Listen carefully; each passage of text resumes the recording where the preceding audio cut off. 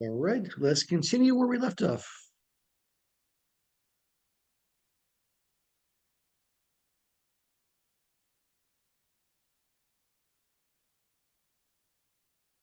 We're talking about Eastern Orthodoxy and the way they see uh, the essential human condition and how that's different than Western Christianity does.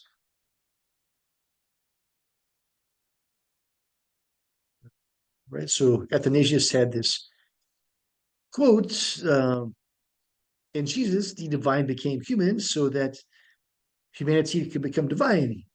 And it almost sounds like it means that humans are going to become gods, but it means we're going to share in the life of God in some sense.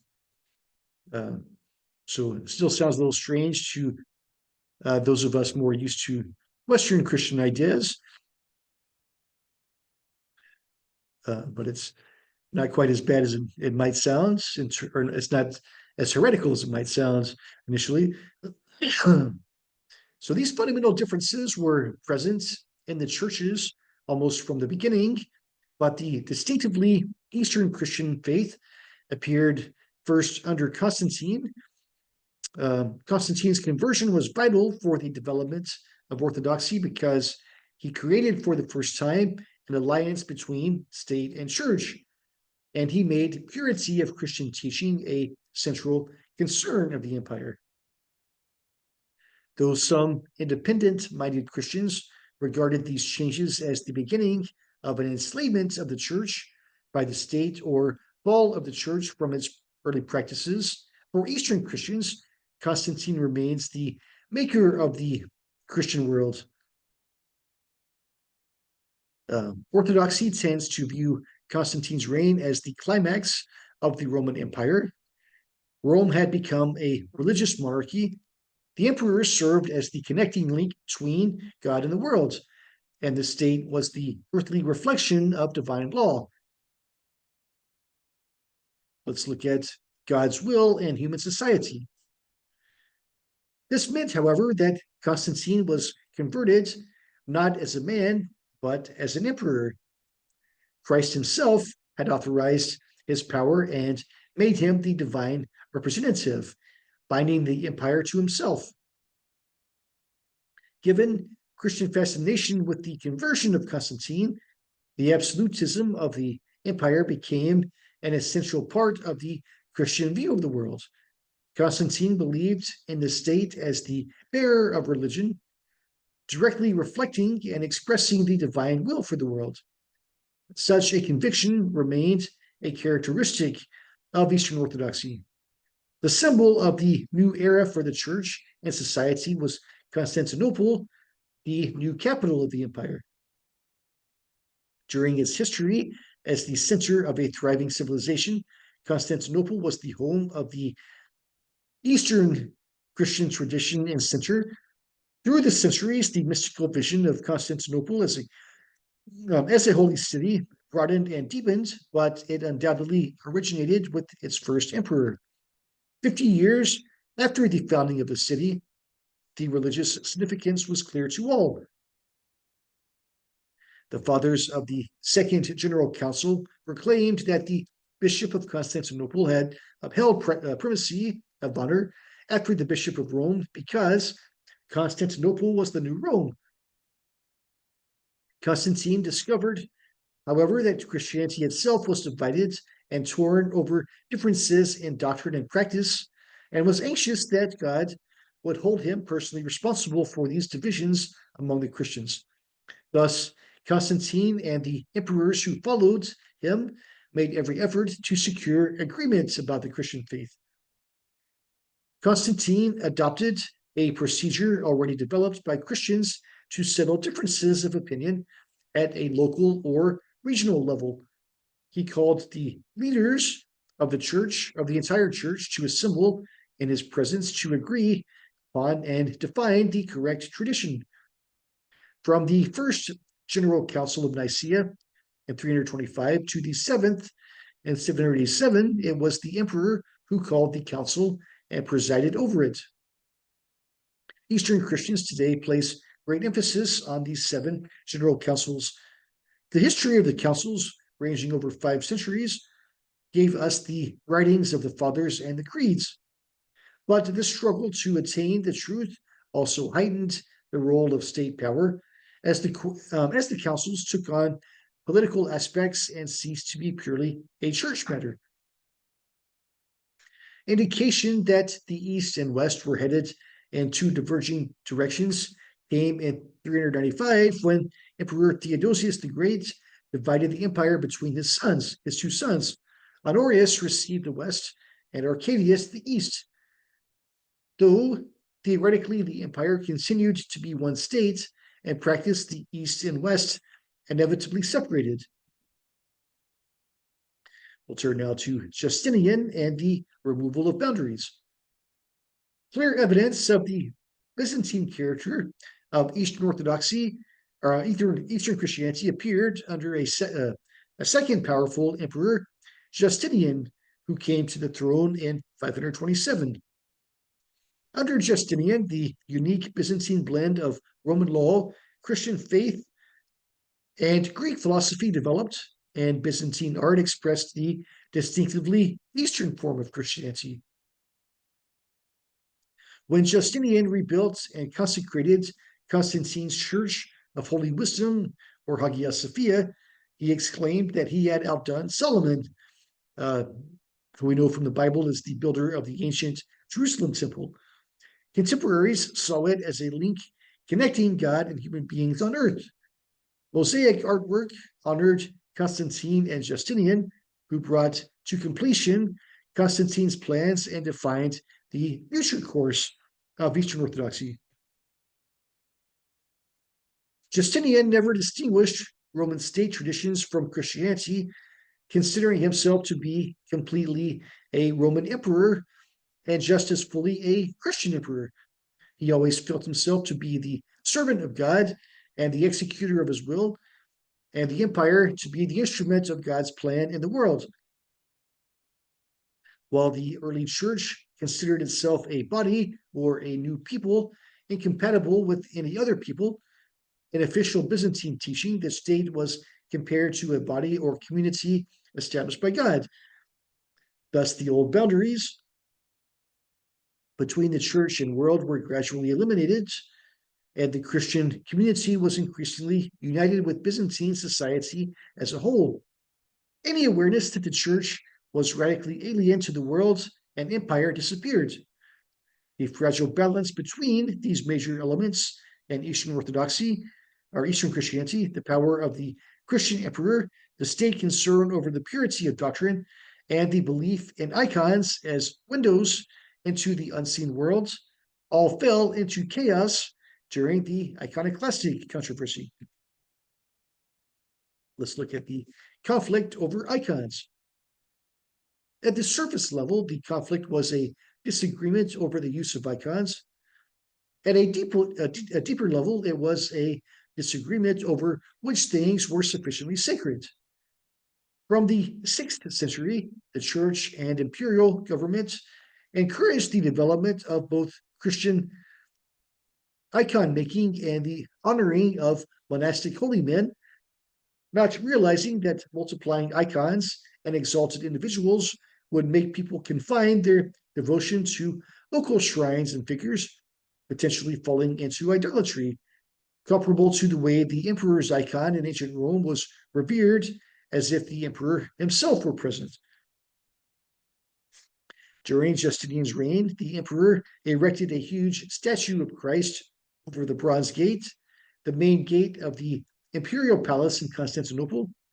By the end of the 6th century, icons of Christ and the Virgin Mary, the mother of Jesus, replaced the imperial icon in many situations.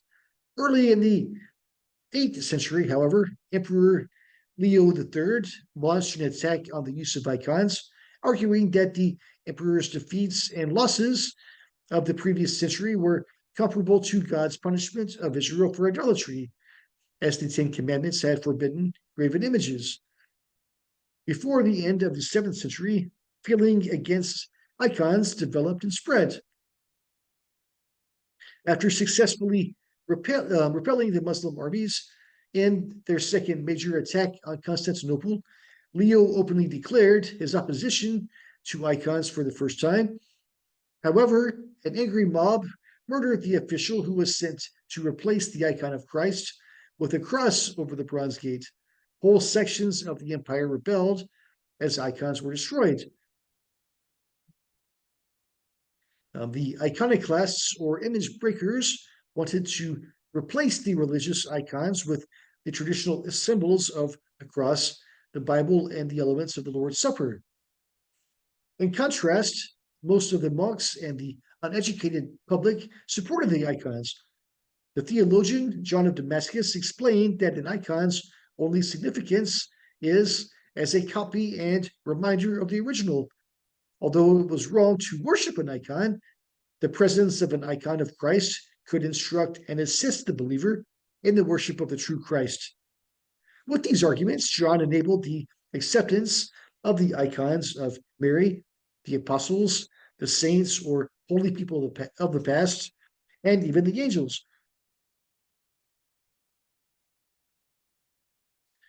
The iconoclastic controversy lasted for over a century before the movement was condemned by the Seventh General Council of 250 bishops that assembled in Nicaea in the year 787. The position of John of Damascus was accepted. Iconoclasm, however, was not so easily eliminated. Strong iconoclastic tendencies remained in Asia Minor and among the professional military class, but the intensity of the controversy subsided during the 9th century, and the rulings of the Seventh Council were confirmed by a synod in 843. Let's look at East against West. Through these years, differences between the Orthodox Church in the East and the Catholic Church in the West widened. The doctrines and practices of the two halves of the Christian Church slowly drifted apart. The Eastern Church protested additions to the creed made by the Western Church, insisted on different practices to celebrate the Lent season that led to the Easter holiday that celebrated Christ's resurrection, and disagreed over the type of bread to use in celebrating the Lord's Supper. The official reason for these splits was the Western Church's insertion of the Filioque phrase into the Nicene Creed, which said that the Holy Spirit proceeds from the Father and from the Son. In contrast, the Eastern Church opposed this phrase, holding that the Holy Spirit proceeds only from the Father.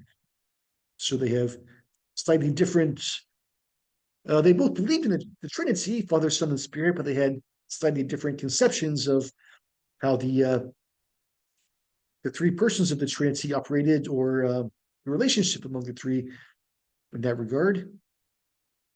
In 1054, Pope Leo IX sent Cardinal Humbert to Constantinople to work out an agreement with the emperor. Though the emperor was willing, the patriarch of Constantinople, Michael Cerularius, humiliated the papal party and provoked them into bringing the bull of excommunication to the Church of Holy Wisdom. Over time, military losses and heresies wore away at the great empire of Constantine and Justinian. Attacks by barbarian hordes were followed by the spread of Islam. In the late Middle Ages, the original territories of Greek Orthodoxy were reduced to Western Turkey, the Balkans, and Cyprus. In 1453, Constantinople fell to the Islamic Turks. The Christian empire ended, and Christians looked to the patriarch for political guidance. So the city of Constantinople came to be known as Istanbul, and the Church of Holy Wisdom was turned into a mosque at the time, eventually, and as today it exists as a museum in Istanbul. So today, out of the vast empire, only Greece and half of Cyprus are still Greek Orthodox, but Orthodox Christianity had expanded to the north with the conversions of Boris, the king of Bulgaria, and Vladimir, king of Russia. The envoys Vladimir had sent to investigate the Christian faith had been captivated by the beauty of Constantinople and the awe-inspiring worship service in the Church of Holy Wisdom, telling their master that they did not know whether they were in heaven or on earth. Over the years, Russia adopted the aesthetic beauty of Orthodox Christianity. Moscow identified as the leader of the Orthodox world and as a third Rome after the fall of the original Rome and Constantinople. Moscow was seen as the third Rome. The Kremlin is a reminder of the rich history of Eastern Orthodox Christianity. So if you look at the Kremlin, there are also some important Russian Orthodox churches that look like that. Has very similar style of architecture. Okay, we're going to actually take a step back and look at chapter 9, Countries of the Sunrise, Early Christianity in Asia and Africa. So this is an earlier chapter in the book, but I felt like the themes that it discussed would have been too difficult to understand until we got this far in the lessons. So I think, in my opinion, that this should have been a later chapter than chapter 9 in the book. This is a later edition in the original writing of the book that does discover, or that does explore more of the spread of early Christianity in Asia and Africa than traditionally church history has focused more on the Western world, but we do see that there were some developments in the Eastern world that we should pay attention to as well. So that's what we're turning to now. In the 1620s, missionaries in north central China discovered that Christians had been there nearly 1,000 years before. These ministers worked to uncover the Xianfu stele, also known as the Nestorian stele, buried so deeply that the story recounted by the stone's inscription was almost unbelievable. While the churches of the West had long supposed that there had been no Christian presence in China until the Jesuit expeditions of the 1500s, here was evidence to the contrary. The monument testified that Syriac-speaking Christians had arrived in China via the Silk Road in 635. The missionaries were standing at the ruins of what had once been a vibrant Christian network of churches and monasteries. As the Christian faith is growing at a rapid rate in the non-Western world today, we also must realize that we are rediscovering the history of Christianity in Asia and Africa. Christianity began as a non-Western religion, and it is returning to its roots by becoming a non-Western religion once again.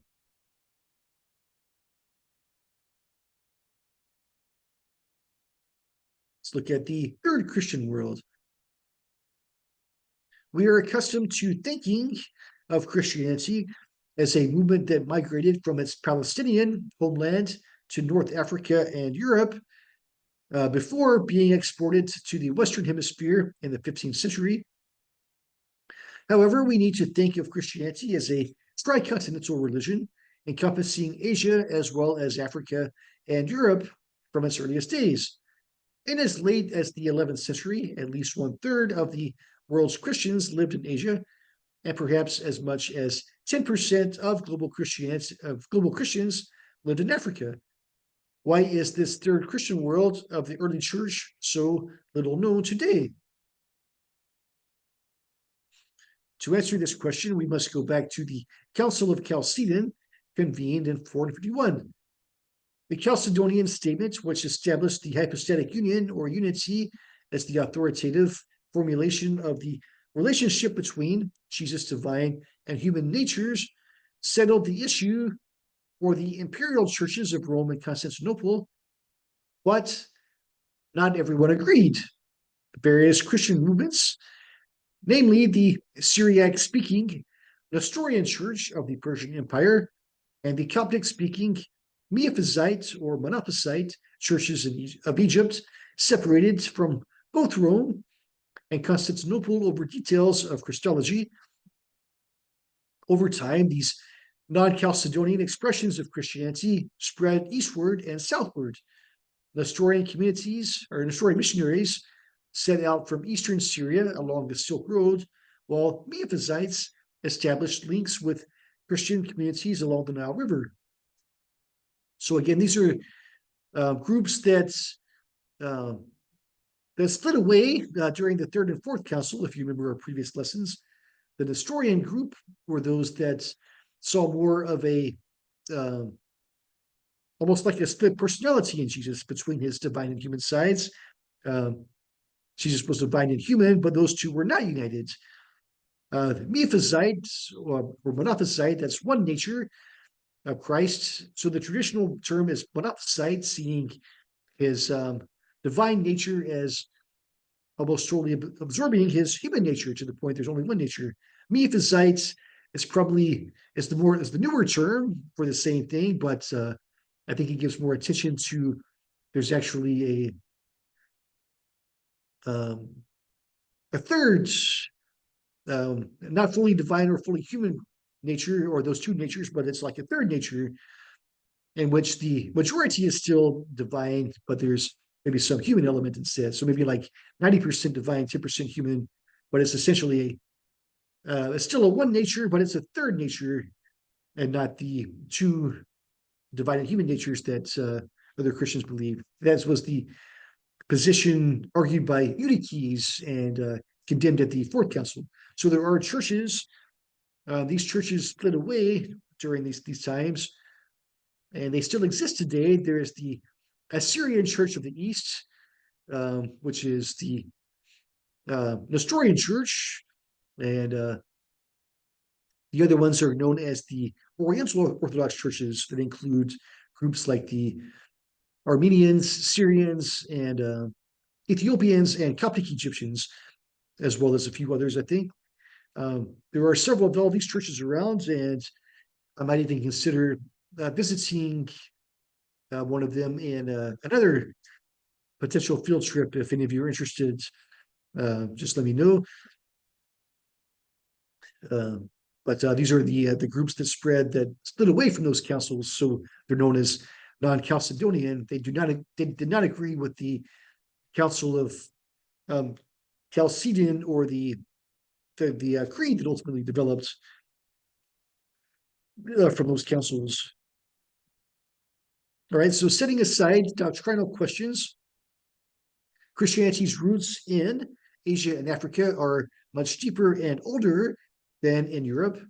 The majority of these Asian and African churches, from Syria and Armenia to Egypt and Ethiopia, can trace their lineage to credible traditions, linking them with the apostles. By comparison, most European nations were converted to Christianity much later. So while it is true that Europe eventually did become the center of world Christianity, this occurred when the faith was already in its 25th to 30th generations in parts of Asia and Africa. At its height, the Church of the East was a vast network of churches and monasteries stretching from Syria to India to China. It grew exponentially, even as it faced intense persecution at the hands of Zoroastrians in Central Asia and with an even greater geographical reach. There is a record of a Nestorian bishop in lands as diverse as modern Uzbekistan, Turkmenistan, and Kyrgyzstan, and even farther in places like Tibet, India, and the ancient Chinese capital now known as Beijing. Presiding over these outposts from his seat in the Mesopotamian city of Seleucia, near modern Baghdad, Iraq, was the Catholicos, the patriarch of the Church of the East. The most prominent of these patriarchs was Timothy I, who held the position from 780 to 823. Timothy was perhaps the most important Christian leader of the early Middle Ages, overseeing as much as 1/4 of the world's Christians. The extent and influence of the Church of the East is revealed in the context of a dispute about a technical liturgical question or a matter of worship. To settle the debate, Timothy appealed to the established practices of the churches of the East or countries of the sunrise, including the Indians, Chinese, Tibetans, and Turks. At his death in 1832, he likely believed that the future of Christianity lay in such countries rather than Europe, and he likely would have been right if not for the rapid expansion of Islam through Central Asia. Before the coming of Islam transformed the situation of the Eastern Mediterranean and Asia, there was a good chance that the center of Christian faith might have moved east to Iraq rather than west to Rome. Up until the 14th century, Christianity enjoyed a golden age throughout Asia and Africa, a period marked by intellectual vitality and missionary activity. All right, let's turn to along the Silk Road, Christian missions to Asia. It was in the Syrian city of Antioch that the followers of Jesus were first called Christians. And within 3 centuries, Syria emerged as an active center of theological training and missionary activity. Syria became a center for cultures, ideas, and religions. Antioch itself was the westernmost stop on the Silk Road, while Syrian-speaking missionaries traveled to bring the faith first to India and then to China. In his ecclesiastical history, Eusebius related a story about King Abgar, ruler of Mesopotamia, who was suffering an illness and wrote to Jesus to come to his capital of Edessa. Jesus promised to send one of his disciples to heal him, and Thaddeus was later sent, who healed Abgar and astonished all with the miracles he performed. Though this story is unlikely to be true, it does witness to an early Christian presence in this area. Once established, Christianity grew rapidly in Syria despite occasionally severe persecutions. The first martyrdoms in Edessa began as early as 112. At 344, 100 priests were beheaded in front of their bishop, who was then executed himself. Under the Sassanid dynasty, which held power from the 3rd to 7th centuries, tens of thousands of Syrian Christians were put to death. Yet the Church of the East proved resilient, establishing a missionary academy at Nisibis. Here, missionaries were trained in theology and medicine before setting off to the east, reaching many nomadic people of Central Asia between 450 and 500. Many important theologians also came from Syria, such as Ignatius, Tatian, Ephraim, and Theodore. Farther to the northeast, Christians made their way across mountain ranges into the hermit kingdom of Armenia, which claims to be the very first state to adopt Christianity as the official religion of the realm. So even before Roman Empire did. Eusebius mentions Christians living in Armenia in the early 4th century. According to legend, the disciples Thaddeus and Bartholomew journeyed to Armenia, where they died as martyrs. Syriac missionaries from Edessa reached Armenia by the 3rd century. Traditionally, Gregory the Illuminator, who lived from 257 to 331, is honored as the founder of Christianity in Armenia. Gregory was a Parthian prince who was educated as a Christian in Cappadocia before he returned to face imprisonment by the monarch Tiridates III for refusing to participate in pagan sacrifices. He was released after 12 years to cure Tiridates of madness. Tiridates and his court then converted to Christianity and were baptized by Gregory around the year 300.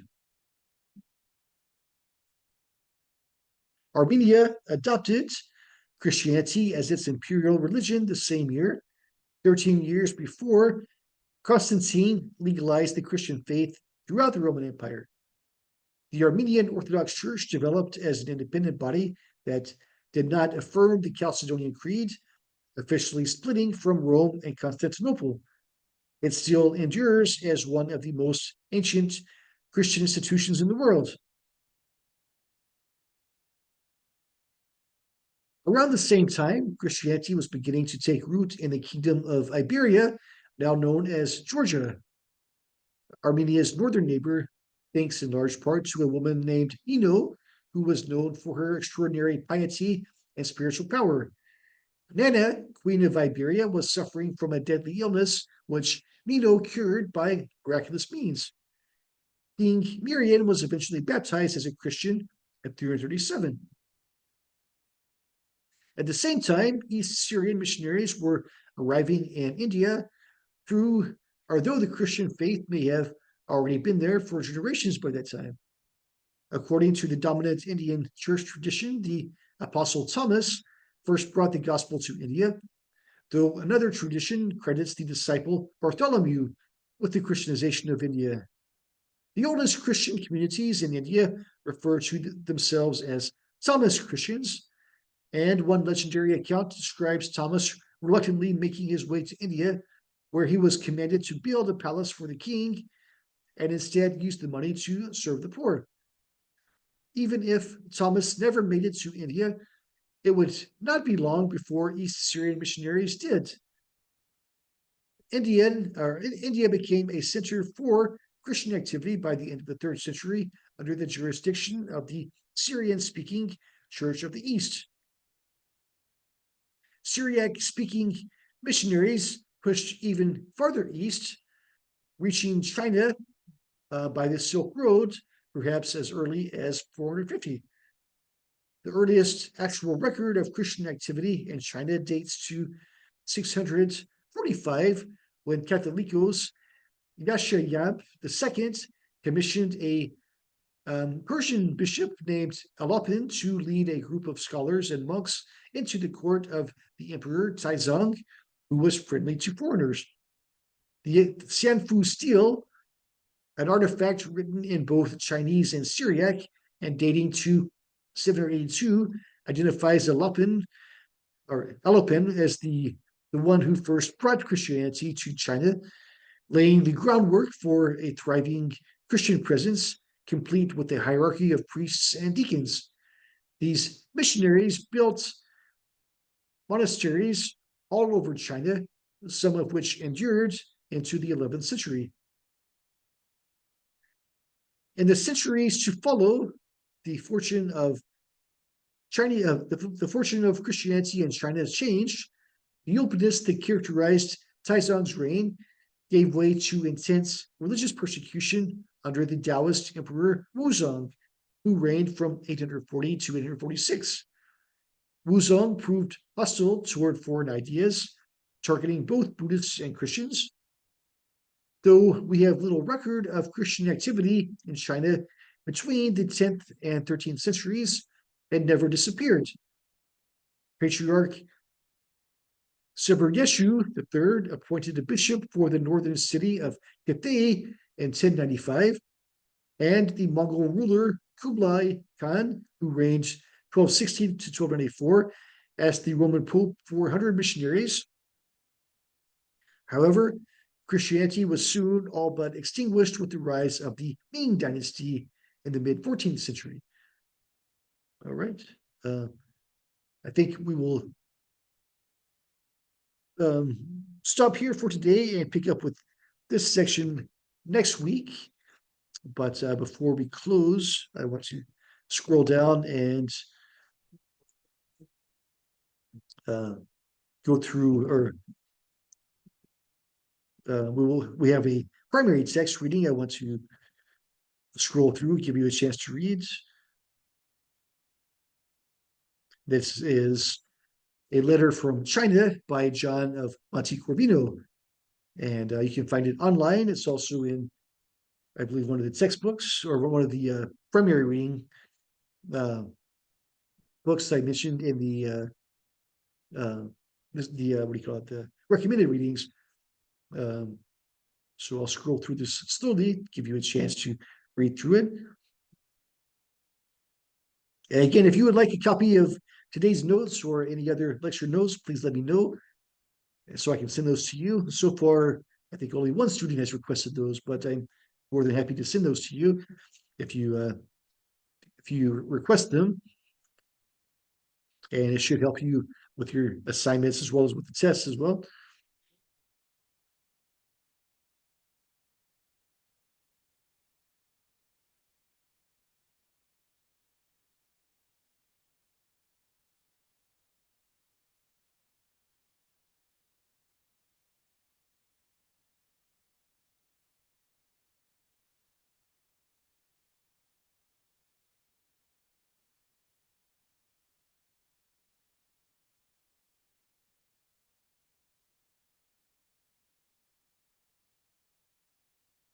So you can see that the author is actually a Catholic Christian from the Franciscan order that we'll talk about in a future week, but he's mentioning his encounters with the Nestorians that were there.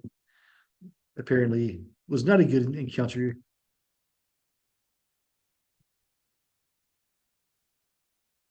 but it does show the presence of the Nestorians who probably were there much earlier than he was.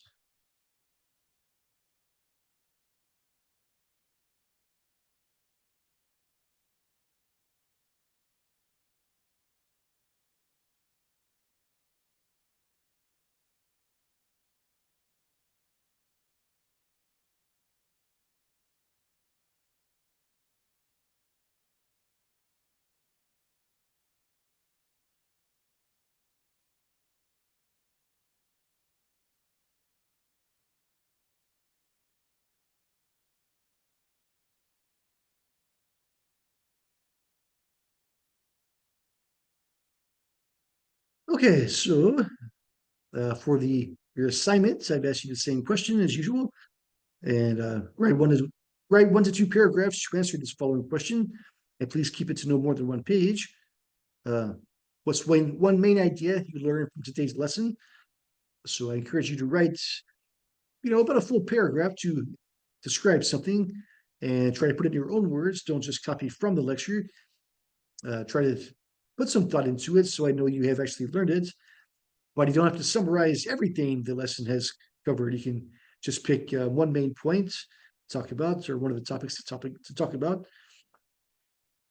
And if you'd like to do the extra credit assignment, uh, then briefly describe in your own words what you learned about the missionary work described in John of Monte Corbina's letter from China that I just scrolled through. And that's it for today. And so today you see the sort of the split between Eastern Orthodox and Roman Catholic, or Eastern and Western Christianity. And this is one of the reasons I wanted to choose an Eastern church for a field trip. So hopefully some of you will be interested and want to attend on May 19th, about a week and a half. I've been to several of these myself, but I always try to pick something that's a little different than what I've been to before, even. So I'm picking a Russian Orthodox, which is also the closest to the American branch of Orthodox as well. But I have been to many of the other branches that I've mentioned: Greek Orthodox, Armenian, Ethiopian, Syrian Orthodox, as well as the Assyrian Church of the East. And there are congregations of all of these types around the LA area. If any of you are, I'm sure you can find them if you're interested. You can look for them on Google, or I can give you the addresses for ones I'm familiar with as well. But I think it would be fun for some of us to gather together and visit one of these churches. So uh, hopefully I'll have some takers for that. So that will conclude our lesson for today. Again, I will have your test hopefully graded by next time, and you can let me know if you want to know your grade, and I can send that to you. Please send your emails to me the next week or so, and have a great week.